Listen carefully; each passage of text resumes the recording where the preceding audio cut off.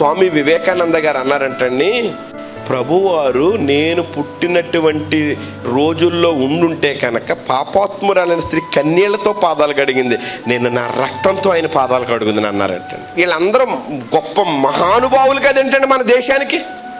ఏమండి వాళ్ళు ఏమన్నా చిన్నోళ్ళు కాదు, పెద్ద పెద్దోళ్ళు, గొప్పవాళ్ళు అండి. మన దేశ యొక్క కీర్తిని పతాక స్థాయిలో నిలబెట్టినటువంటి వారండి. వాళ్ళు ఇచ్చినటువంటి స్టేట్మెంట్స్ నేటికే ఉన్నాయి. ఆయన అంతలాగంటానికి కారణం ఏంటి?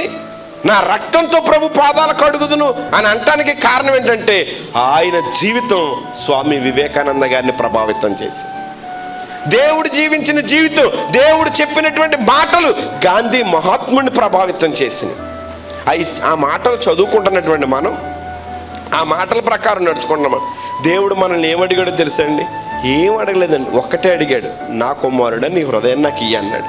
రెండోది ఏమని అడిగాడు? నేను పరిశుద్ధుడిని, మీరేమై ఉండాలి?